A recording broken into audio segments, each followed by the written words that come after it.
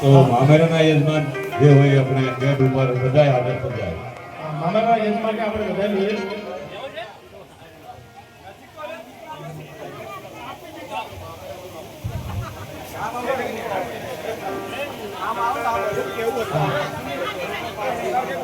શિવ પાર્વતી વિવાહ નિમિત્તે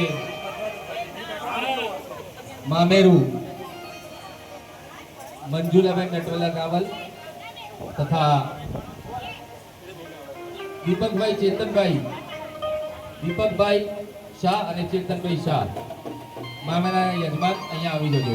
11,001 અને 11,001 રૂપિયા આપી અને મામેરાના યજમાન બને જોરદાર તાળી વગાડે.